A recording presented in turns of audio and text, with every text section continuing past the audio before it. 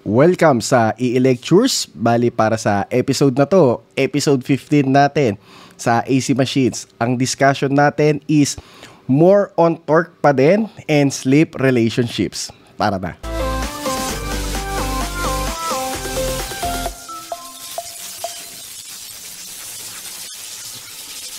Ngayon, ang gagawin natin ay mas magdi-deep dive pa tayo lalo sa torque tsaka dun sa slip. So ngayon, ano ba yung relationship between torque and rotor power factor? Based dun sa equation natin, 'di ba, last time. Yung gross torque natin. Okay? So yung TG natin is equal sa 60 all over 2 pi multiply by RPI all over NS. Na kung saan itong RPI na to, siya ay si 3 I sub 2 squared R2 over S. So yung NS tsaka yung 3 kapag nilipat natin, ganito pwede maging itsura niyan. Yung TG natin ngayon is equal sa 60 multiply by 3, so all over 2 pi NS, and then yung matitira na lang dun sa kabila is yung I sub 2 squared R2 over S. And then si I2 natin, 'di ba? Siya ay si S E sub 2 all over square root of R sub 2 squared plus S x2 squared. So sub 2 kasi 'di ba yung rotor is considered na secondary side. Ngayon, itong part ng equation na to, ilet na lang natin siya as constant K. E di mangyayari dito, sabihin natin mayroon tayo isang I2, and then yung isang I2 i-express natin as S E sub 2 all over yung square root ng R sub 2 squared plus S x sub 2 squared multiply by R2 all over S. So, ano mangyayari? Cancel to, di ba? So, once na ma-cancel yan, at i-ayos-ayusin natin yan, yung torque natin is equal sa yung proportionality natin, is equal sa E sub 2, I sub 2, and then R2, all over square root of, R2 squared plus S x2 squared. So, kung naalala nyo tong term na to, di ba? Sa AC circuits natin, recall nyo, si cosine theta is equal sa R over Z. Na kung saan si Z is equal sa square root of R squared plus X squared. So, masasabi natin, itong term na to, power factor siya ng rotor. Okay? So, yung torque natin is equal sa proportionality constant, E sub 2 I2 cosine theta sub 2 or yung rotor power factor. Ibig sabihin yan, kapag tumataas yung power factor natin, mas lumalakas yung torque. Kaya nga, di ba, meron tayong slip ring type of induction motor na kung saan pwede natin itaas yung resistance para tumaas yung power factor ng rotor. Therefore, tataas yung torque. Ngayon, itong torque equation na to, i-express naman natin siya in terms of I squared. So, kumbaga, bubuoy na natin tong I squared na to. Kung yung I is S E sub 2, so kapag binuo natin yan ng I squared, ganito mangyayari dyan. So, S squared E sub 2 squared all over. So, mawawala na yung square root dun sa kabila. So, magiging R sub 2 squared plus, okay, so S x sub 2 squared. Tapos, R2 all over S. Okay? Tapos, ilagay pa rin natin dito si 60 times 3 all over 2 pi NS or yung K natin. So, ngayon, lalabas yung torque natin. So, makakancel yung S, no? May matitira na isa. Is equal sa K. So, yung K, itong buong term na to. And then, S E sub 2 squared R2 all over R2 squared plus S x sub 2 squared. So, ayan, tandaan natin itong formula na to, no? Kasi ito na yung halos mag-go-govern sa discussion natin this topic. Okay? So, lipat naman tayo dun sa mga iba pang relationship. So, ngayon, dito naman, ipagko-compare natin yung starting or yung standstill, yung parang hindi pa siya naikot, and running condition. So, yung torque developed by the motor at the instant of starting is called starting torque. So, in some cases, yung tawag sa kanya is standstill, no? So, yan, it is greater than the normal running torque.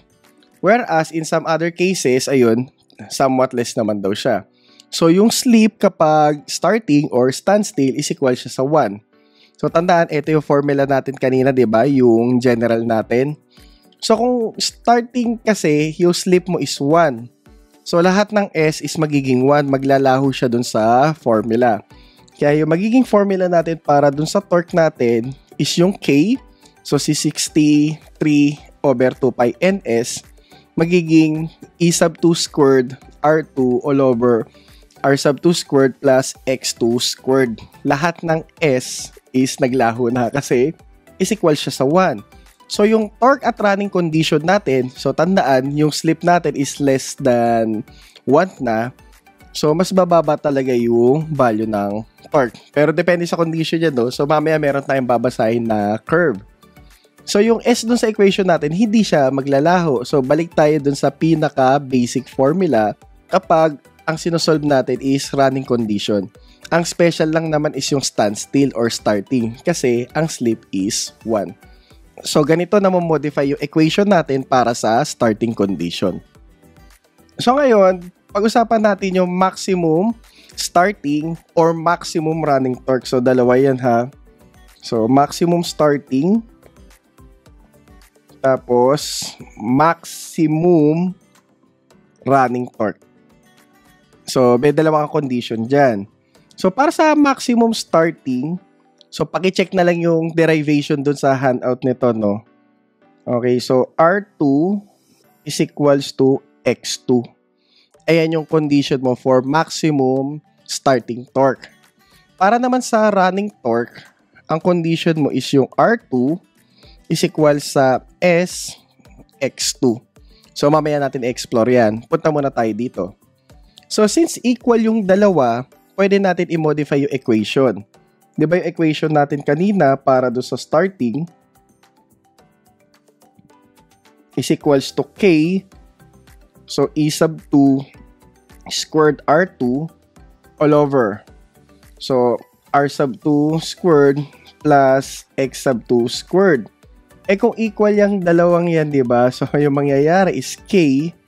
So, E sub 2 squared R2 all over. So, R2 squared plus R2 squared. So, magre-result yan dun sa K. So, E sub 2 squared R2 all over 2 R2 squared. So, ano mangyayari? Cancel. So, yung torque natin ngayon at starting is equal sa K. So, E sub 2 squared all over 2R2. Pero, diba, yung R2 nga is equal sa X2. So, pwede rin tayo magkaroon dyan ng K is equal sa E sub 2 squared, okay, all over 2X2. So, tandaan yung K is yung 60 times 3 over 2 pi and S. So, ngayon, sa running torque naman, tandaan, kapag nilipat natin si X2 sa kabila, so, lalabas yung slip natin is equal sa R2 all over X2. Pero itong slip na to is slip at maximum torque to. Or yung tinatawag na breakdown slip. So, ginagawa ko na lang dyan SR max. So, slip na maximum at running. So, is equal sa R2 all over X2. So, ano yung magagawa niyan sa equation natin? So, balik pa rin tayo doon. So, ito, no, maganda, lagyan pala natin ito ng max. Kasi starting at max siya. Hindi lang siya basta starting. So, ngayon dito, meron tayong TG. Tapos, maximum is equals to K. So, yung S natin is buhay pa din. So, lagay natin dito S E sub 2 squared R2 all over R2 squared plus S X2 squared. Okay? Ngayon, yung mga S natin, pwede natin siya i-reflect ng ganito. So, R2 over X2. So, ngayon, i-reflect ko siya dito sa baba. So, ganito yung magiging equation natin. So, K, so S E sub 2 squared R2 all over. So, R2 squared plus, okay, so ano ba yung S? So, R2 all over X2. Tapos, X2 squared. So, ano mangyayari dito? Cancel yung X. So, yung 2 yung matitira. Bali, ang mangyayari dyan, so, S E sub 2 squared R2 all over, so, R2 squared plus R2 squared. So, parang matutulad ka nung sa equation kanina. Bali, mangyayari, S E sub 2 squared R2 all over 2 R2 squared. So, cancel. So, yung torque natin, running at maximum, so TG max natin, is equal sa S E sub 2 squared all over 2R2. So, yung pinagkaiba niyan doon sa una kanina, ito may S, yung kabila kanina at starting wala. Kasi nga yung slip is equals to 1. Ngayon naman, kung ipapalit natin yung X2, ganito mangyayari dyan. So, tandaan ha, may K pa rin ito. So, K, so S E sub 2 squared all over 2. Pero ano nga ulit yung R2? SX2. So, ganito siya lalabas. SX2. So, ano mangyayari sa S? Cancelled. So, is equal siya sa K. Okay, so E sub 2 squared all over 2x2. So, ayan yung maximum running torque natin. Tandaan, ang ibang tawag dito sa S na to is breakdown or yung tinatawag na pull-out slip. So, once na lumagpas ka dyan, ako, delikado na. Ayun, pag dumire-diretso pa, pwede huminto yung motor. Okay? So, yan yung mga condition natin for maximum starting and running torque. Ngayon naman, yung sa effect ng supply voltage, paano kapag nag-change yung supply voltage? So, yung torque equation natin, di ba? Sabihin natin, at starting, TGST is equal sa K. So, E2 squared R2 all over R2 plus X2 squared. Ayan, naka-squared silang dalawa. Eh, di ba, slip nga is 1. So, sabihin natin, mako-constant na lahat ito. And then, yung E sub 2 naman natin kasi is directly proportional dun sa voltage. Kaya pwede natin masabi, yung torque at starting is directly proportional dun sa square ng voltage. So, kung meron kang 2 condition, and the TST2 all over TST1 is equals to, so, V sub 2 all over V sub 1 squared. So, ito is for starting condition or standstill condition. Okay. So, lagyan natin. And sa kabila naman, yung running condition natin. So, kung yung running condition natin, TG, so, is equal sa K. So, S E sub 2 squared R2 ay all over R2 squared plus SX2 squared. So, since mas malaki yung value ng voltage, ang voltage pa rin yung magdadala dyan. At alam natin, di ba, yung parang pinaka-basic formula mo kasi talaga is yung ER. Eh, yung ER, di ba, S, ayan, V siya. Okay? Or yung ER natin siya na si E2. So, pwede natin masabi, kapag running condition siya, yung torque natin is directly proportional dun sa slip at square ng voltage. Bali, ganyan siya. Okay, so check pa natin yung mga ibang relationships.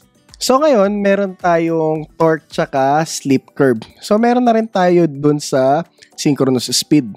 So a family of torque slip curves is shown in the figure. Below for a range mula sa 0 slip hanggang sa 1. Pero pag 1, biglang i-stop yun. With R2 as the parameter. So ito yung formulang na-derive natin kanina, di ba? So it is clearly when dun sa point na ang slip natin ay 0, so yung torque natin ay 0. Pero once na gumalaw yung motor, di ba? So the curve starts from point O. So iikot siya. So biglang ano yan, sipa.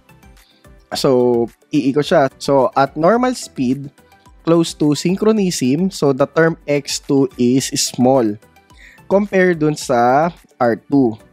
Kasi nga, di ba, kung maliit yung slip mo, 0.0 something or 0.1, di ba?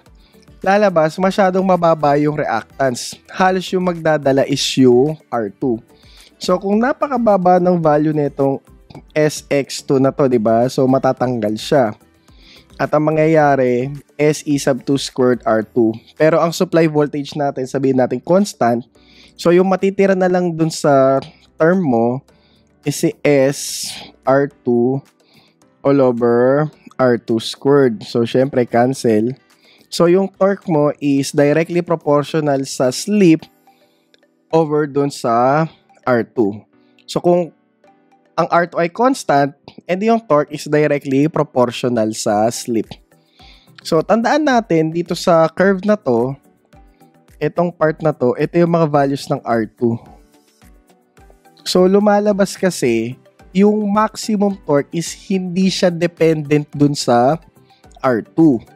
Pero, yung location, kung saan mo matatagpuan yung maximum torque. So, tandaan ha, maximum torque ito. So, kung 70 Newton meter ito, kahit ano pagawin mo, ang maximum torque mo is 70 Newton meter. Pero, tignan nyo, yung location ng maximum torque is magkakaiba. So, sabihin natin, yung isa nasa 0.6 slip, yung isa naman nasa 0.4, yung isa ay nasa 0.2. Okay? So, ibig sabihin yan, yung maximum torque, hindi siya dependent sa R2, pero yung magiging location ng maximum torque mo is dependent dun sa R2. So, ayan, hanggang sa tumaas yung slip, so, mangyayari, di ba, biglang babagsak yan.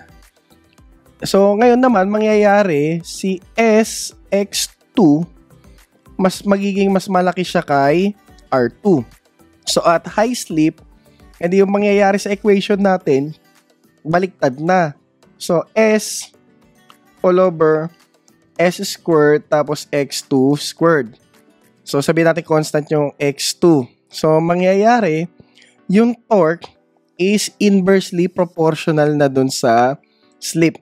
At dito natin makikita, di ba? So, as na tumaas yung slip, bumababa na yung torque. Dito naman, baliktad. So, di ba, nung papataas yung slip, bigla siyang umangat hanggang sa pumalo ng maximum. So, once na malagpasan niya yung breakdown torque or pull down torque, yun na nga, magbe-breakdown na siya. So, bababa na siya. Okay? Kaya yung makikita natin dito, yung mga torque curves natin is kamukha siya ng rectangular hyperbola. So, hindi siya pwede natin sabihin directly proportional na taas lang ng taas. Merong point na kung saan once na masapool ng induction motor yung maximum torque niya at biglang ayun nagpatuloy pa rin yung pagbibigat ng load, ayan, bigla siyang babagal hanggang sa kung makuha niya yung slip na 1, mag-i-stop yung system. Okay, so kasi kung slip mo ay 1, hindi ibig sabihin nun, hindi ka na naikot nun. Yung NR mo is 0. And then lastly, punta na tayo dito sa ratio ng full load torque at maximum torque. So sabihin natin, yung basic na full load torque natin is TG, okay, is equals to K. So basta naka-constant parati si 60 times 3 all over 2 pi ns. So, ito na siya. So, slip E sub 2 squared R2 all over. So, R2 squared plus SX2 squared. Okay? Tapos, ayan, napagtanto rin natin kanina na yung maximum torque natin, depende do sa condition, okay? So, yung isa natin is si E sub 2 squared all over 2x2. So, sabihin natin yung supply voltage natin is constant. So, kung constant yan, pwede natin masabi na yung torque natin is equals na lang siya sa K. So, SR2 all over. So, R2 squared plus SX2 squared. So, pagdating naman dito, edi yung torque natin is inversely proportional na lang siya sa 1 over x2. Ngayon, kung gagawan natin yan na ratio and proportion, kung sabihin natin TFL na lang ito. Okay? So, kakancel yung K. So, sabihin natin ito, may K din ito. So, cancel na lang.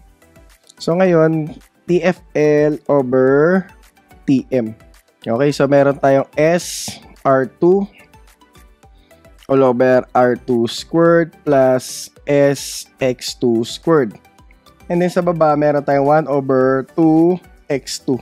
So, once na i-ratio and proportion ko yan, so magre-reciprocal to, diba? Tapos multiply. So, expression natin ngayon is SR2 x2 all over R2 squared plus SX2 squared. So, ito na yung expression natin. Ngayon, ang gagawin natin, yung dalawang expression natin is imumultiply natin sa 1 over x2 squared. Okay? So, 1 over x2 squared. So, kung pares tayo may 1 over x2 sa numerator and denominator, parang nag-multiply lang tayo sa 1. So, yung mangyayari dito, sa tabi natin dito, ito na siya. So, sabihin natin, no, yung S dito is SFL.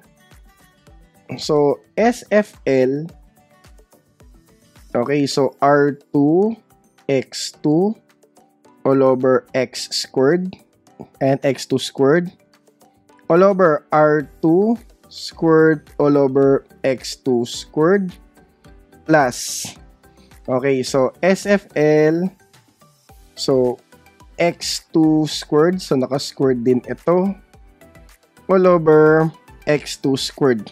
So, dinistribute lang natin. Ngayon, ang mangyayari dito, edi cancel ito. So, ito cancel. So, isa na lang yung matitira. So, ito na itsura niya.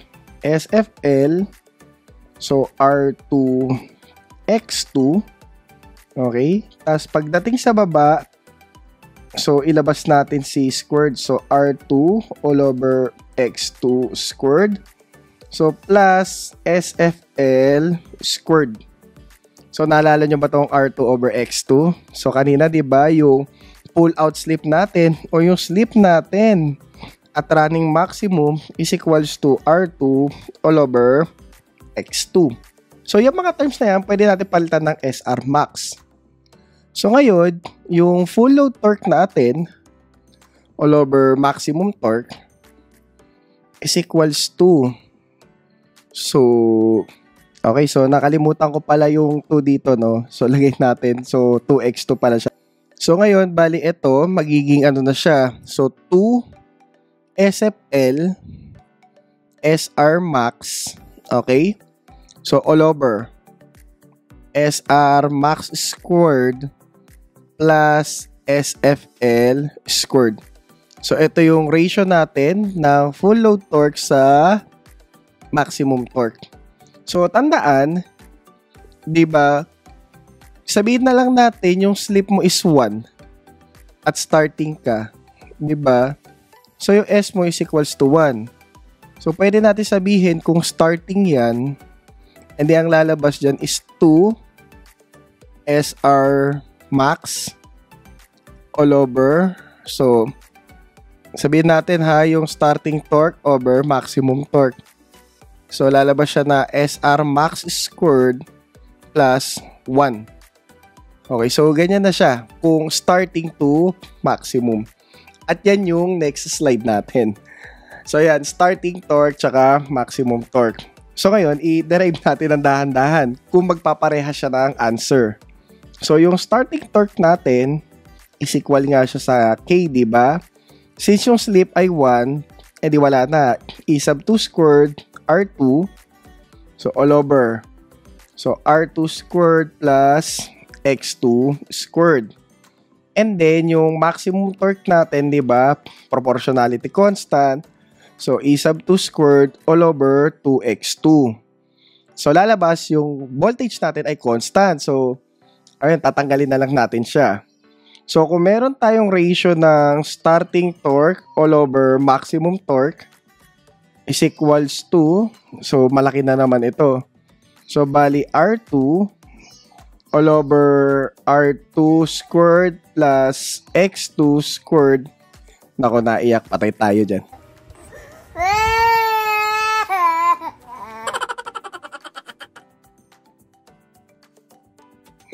Okay, so all over 1 over 2x2.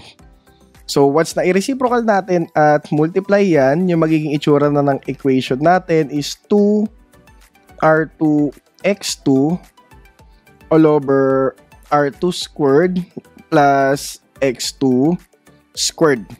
Ayan na siya. Ngayon, gagawin natin ulit yung ginawa natin kanina.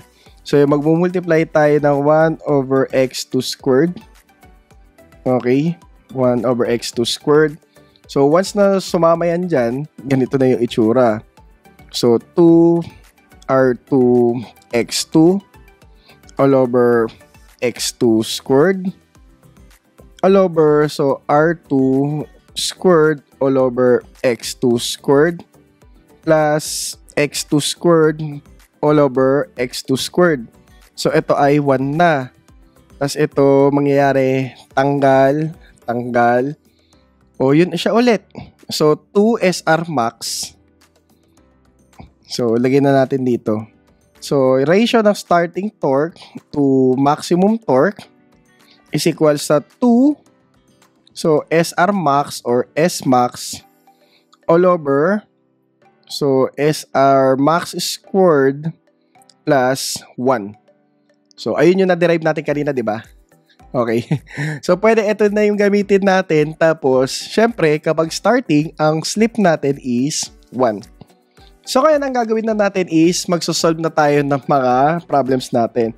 So, tandaan, bali sa discussion na to, kinuha lang natin yung mga mahalagang ratio and proportion. So, ayan, ito. Tapos, ayan. Ito. Tapos, ayan. So, ayan lahat sila. So, kayo, mag-solve na tayo ng problem. Okay, so, problem number 1. So, meron tayong 3-phase 400 volts.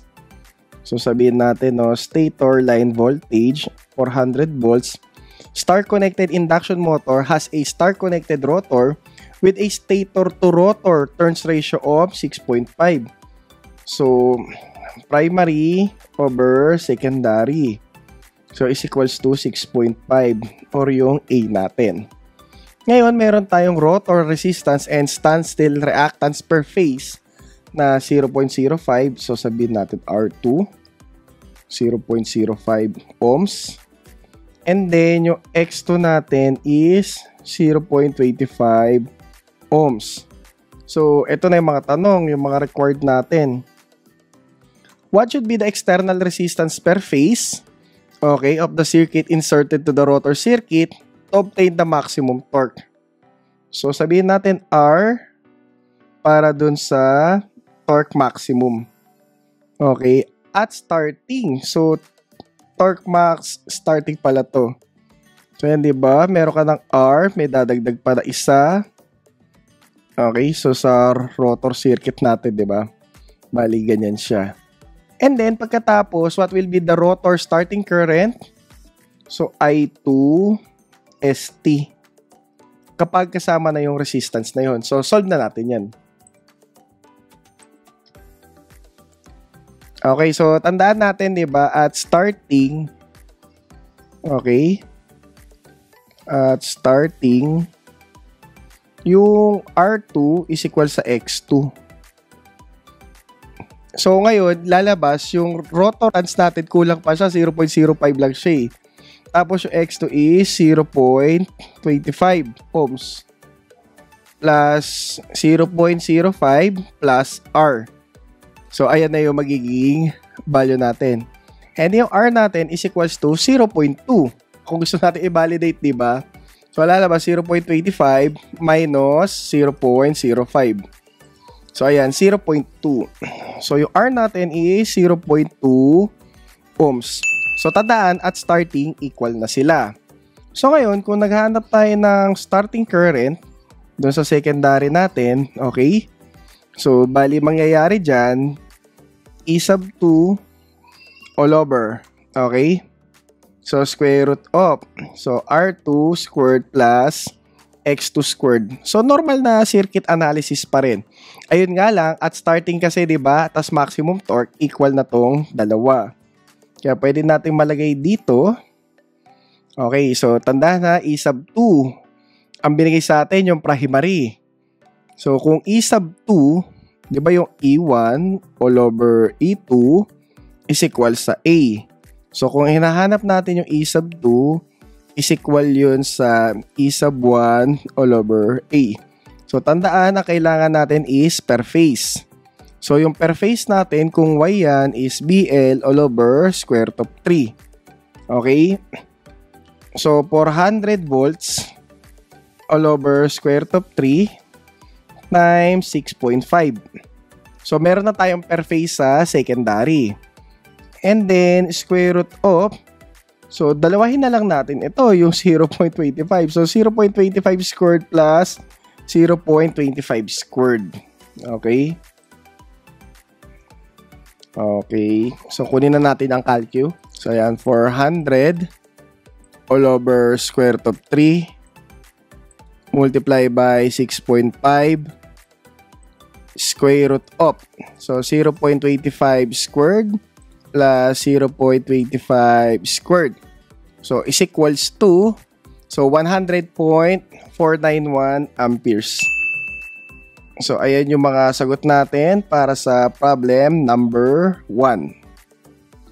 So, sinagutan natin dito is yung maximum torque na condition at starting. Okay, so for problem number 2, so may 150 kilowatt tayo. So, i-assume natin yan na power input. So, since electrical, diba? So, 150 kilowatt. So, 3,000 volts. So, stator, line voltage. 3,000 volts to, tapos 50 hertz. Okay, ang daming data. So, 6-pole. Star-connected induction motor has a star-connected slip ring rotor na merong transformation ratio so stator to rotor. So, pwede na natin sabihin letter A, which is 3.6. Na yung rotor resistance natin, R2, is equal sa 0.1 ohm per phase. And then, yung leakage reactance is 3.61 millihenry. Pero inductance pa lang yan, hindi pa reactance yan. So, sabihin natin L2. So, 3.61 millihenry. So, yung stator impedance daw may be neglected. Ang tinatanong ngayon, so yung required natin is find the starting current. So, IST. Pero iba to sa problem number 1, no? Check natin, ha? So, sa problem number 1 kasi, diba, ang tinanong, what will be the rotor starting current with this resistance? Ang tanong naman dito sa problem number 2, find the starting current. Basta nagbanggit lang siya ng gano'n. So, kung nagbanggit siya neto, nagpe-pertain ito sa stator. Or sabihin natin, I1 starting or ISL starting. So, stator. So, wala siyang binanggit, ha? So, isipin natin yung pinakalinya yan. Diba? Kung meron kang induction motor, sabihin natin, may plug. Diba? Ano yung kuryente dito? Hindi yung sa umiikot sa rotor. Kasi binanggit niya lang na ganyan. And then, pinapahanap din yung starting torque on rated voltage with short-circuited slip rings. So, sagutan na natin yan. Lagay lang natin dito. So, yung ISST. And then, yung torque. Okay, starting torque natin. So, solution. Palit lang tayo ng kulay. So, ang gagawin natin dito sa una, since in terms of primary, no, sabihin natin I1 na lang natin yung ilagay natin dito. So kung I1 yan, yung kailangan ko dito is E sub 1 per phase. So kung starting yan, di ba, yung slip natin is 1. So okay na to. Yun nga lang, pagdating sa impedance natin, ang kailangan natin dyan is yung R1 squared plus X1 squared. So kung natatandaan nyo, di ba, sa transformer, na yung A squared is equal sa R1 all over R2. So para malaman yung R1 or X1 or Z1, is equal siya sa A squared R2.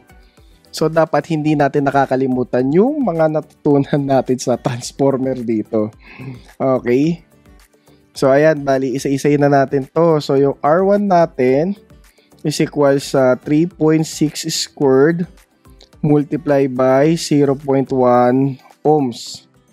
So is equal siya sa, okay, so 3.6 squared times 0.1 ohms. So, store lang natin sa Y. So, 1.296 ohms. So, yan yung resistance referred sa primary. And then, yung X1 natin is equal sa A squared X2. So, yung X2 natin, madali lang yan, 2 pi FL2. So, bali, 3.6, okay, squared, multiply by 2 pi. So, F, bali 50 Hertz. And then, si 3.6 millihenry. So, 3.61 millihenry. At may reactance na tayo para sa primary or stator side. Okay, so edit lang natin ito. So, 2 pi times 50. Tapos times 3.61 milli. Okay. So, okay na natin simple grouping. So, store natin sa letter X. So, ayan. So, 14.698 ohms. So, lagyan natin 14.698 ohms. So, ngayon, buo na yung mga resistance at reactance natin refer sa stator side or refer sa primary. Makakapag-solve na tayo ng I1 natin. So, yung I1 natin is equal sa 3,000. So, tandaan, kailangan natin siya gawing phase voltage. Hindi na natin i-apply si transformation ratio kasi meron naman tayong voltage sa stator side. In-apply natin yung transformation ratio para i-express yung mga resistance natin sa rotor side dun sa stator side. Okay? So, square root of 1.296 squared plus 14.698 ohms squared. So, ayan na yan. Meron na tayong I1. So, yung I1 natin is equals to, okay, so mas madali ito. So, 3,000 all over square root of 3 square root of, so y squared, parang r squared natin plus x squared. So, ayan, is equals to 117.386 amperes. Store ko lang dun sa A natin para amperes na amperes ang datingan niya.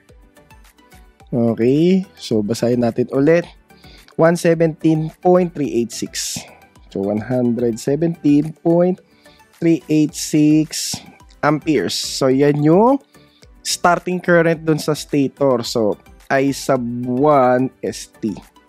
Ngayon, ang susunod na hanapin natin is yung starting torque. So, mas exciting na to kasi torque na talaga siya. Okay, dapat Newton meter yan.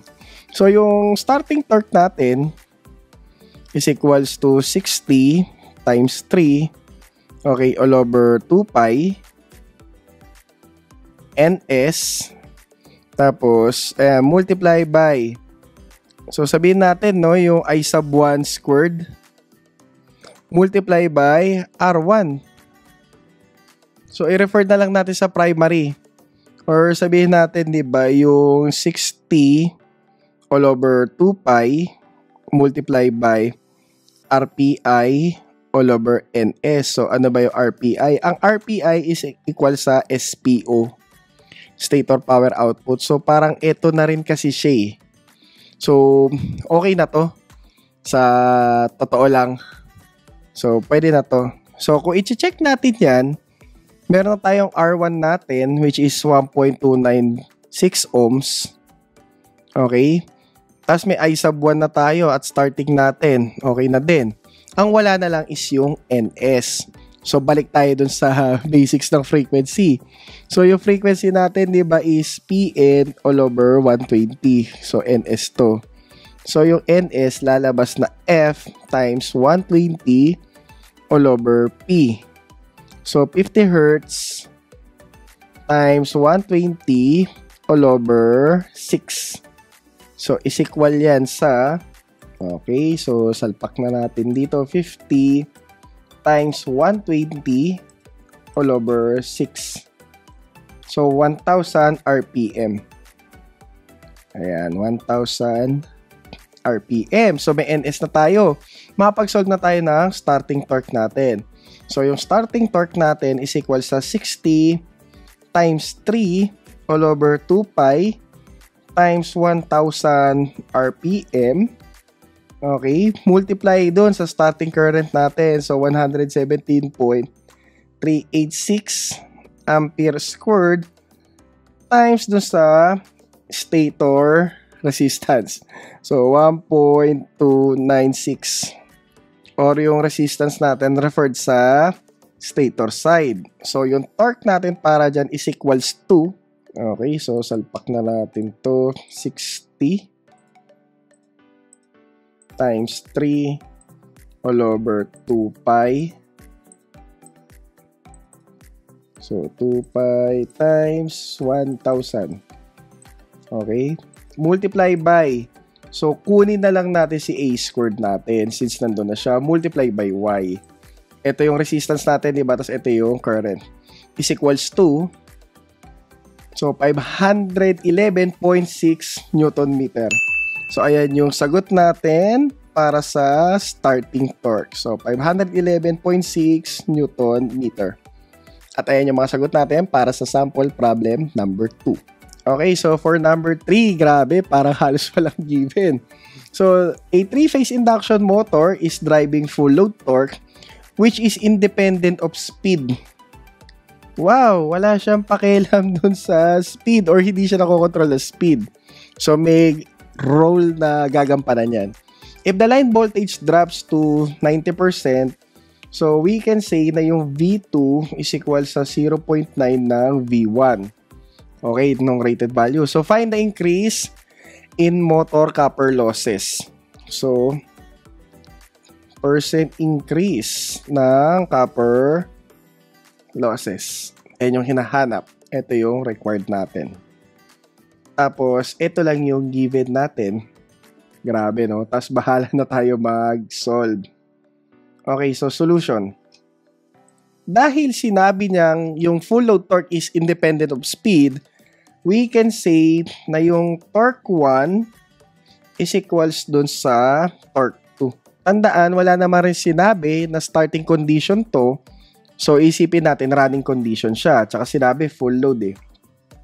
So, yung torque natin is directly proportional sa slip at directly proportional sa square ng voltage.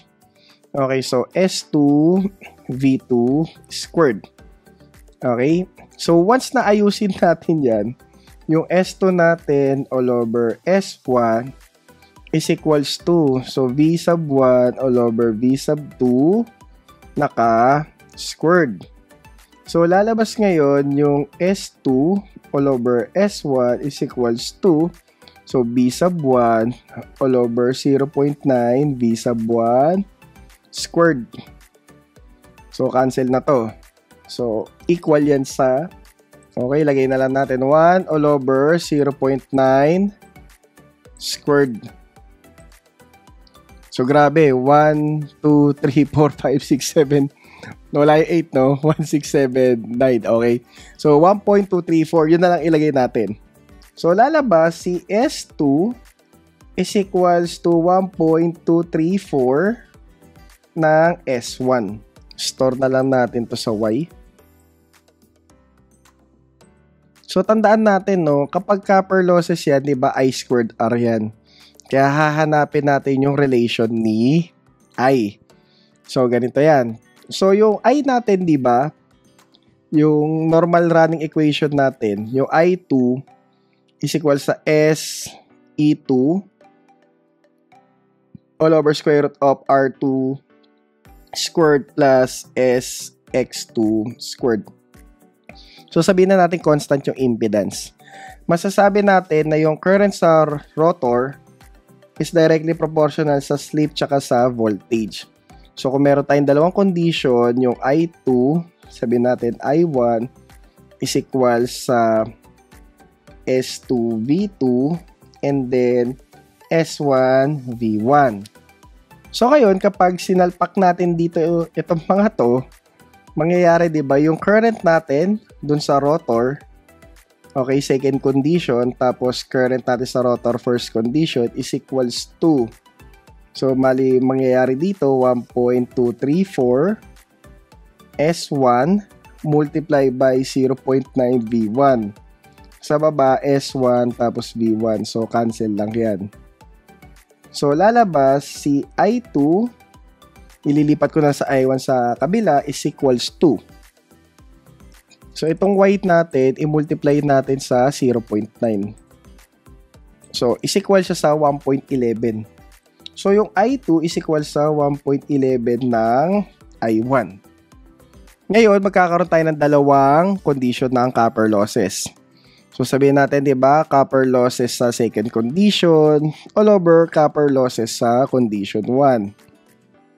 At na-establish natin na yung copper losses is directly proportional sa square ng current. So, lalabas dito, meron kang I2 squared tapos I1 squared. So, ngayon, yung copper losses 2 is equals to, so 1.11 ng I1 all over I1. So, all over copper losses ng condition 1. So, naka-squared to, no? Okay? So, cancel. So, once na ma-squared natin yun, yung copper losses ng condition 2 is equals to. Okay? So, store natin ito. Let's say letter A. So, squared lang natin. A squared. Okay, so bumalik tayo do sa 1.234. Okay, so yung copper losses ng second condition is equal sa 1.234 ng copper losses ng condition 1.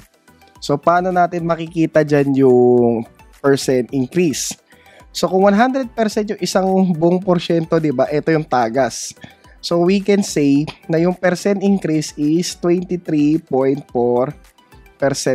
Ayan yung percent increase ng copper loss. Okay? So, ayan yung sagot natin, no? Para sa sample problem number 3. So, para sa ating last problem. So, meron tayong 50 Hz, 8-pole induction motor. So, lagay lang natin yan. Frequency. And then, may pole. 8. So, meron daw itong full load slip na 4%. Okay? Tapos yung resistance per phase is 0.01. So sabihin natin R2 0.01 ohm, and then yung standstill reactance per phase X2 is 0.1 ohm. So ngayon ito yung tanong, required. Find the ratio of maximum torque to full load torque. Baligtad. Ang nasa taas is si TM, ang nasa baba is si TFL. Okay? Yan yung tinatanong na ratio. At kung saan, di ba, yung speed kung saan nag-o-occur yung maximum torque. So, NR at Tmax. So, sagutan na natin yan. Solution. So, kung yung formula natin kanina, di ba, yung ratio ng TFL all over TM is equal sa TSM, short na lang natin yung max, no, times 2SFL all over SM squared plus SFL squared. Babalik na rin lang natin yan. So, yung TM natin all over TFL is equal sa SM squared plus SFL squared all over 2SM SFL. Okay?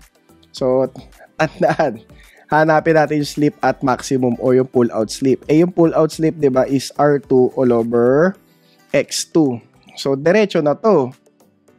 Okay? Pwede natin isalpak na 0.01 all over 0.1 squared plus 0.04 squared divided by 2 multiply by, so 0.01 all over 0.1 multiply by 0.04. So, ito na yung ratio nung dalawa. So, ingat lang kayo, no, sa pagbasa ng tanong kung anong ratio ba yung hinahanap. Baka mamaya mabaliktad yung formula eh. So, for that, sagutan na natin yan. So, 0.01 all over 0.1 okay, squared plus 0.04 squared all over 2 multiply by, so sila ulit 0.01 all over 0.1 multiply by 0.04. So, yung ratio natin is equals to 1.45. So, ayan yung unang sagot natin. Para sa pangalawang sagot natin, NR. So, madali lang yan. Di ba yung NR is equals sa NS, okay, 1 minus slip. Pero kailangan yung slip natin dito is yung pull out. So, yung pull out, di ba, is yung R2 all over X2. So, wala pa tayong NS. Kukuha tayo ng NS. So, yung NS natin is equal sa frequency times 120 all over pole. So, pwede na natin i-diretso. So, 50 Hz times 120 all over 8 pole. Multiply by 1 minus, so 0.01. Kinulang ng space, 0.1 all over 0.1. So, ayan. Okay na yan. Kuha na natin yung rotor speed. Okay, so 50 times 120 all over 8 multiply by, so 1 minus 0.01 all over 0.1. Ito na yung rotor speed natin. So, yung rotor speed natin is 675 RPM. At ayan yung mga sagot natin sa sample problem number 4. At dito nagtatapos, no, yung discussion natin with regards to sa torque and slip relationship. So sa susunod na episode natin dito sa induction motor, ang discussion na natin is yung test dun sa induction motor at yung sa maximum power output niya. So kung nakatulong sa inyo tong video na to, paki-share lang sa mga classmate ninyo at sabay-sabay tayo magpalakas ng mga foundations natin sa EE. So see you sa mga future episodes dito sa EE Lectures and The Lords of Stories Podcast. Bye!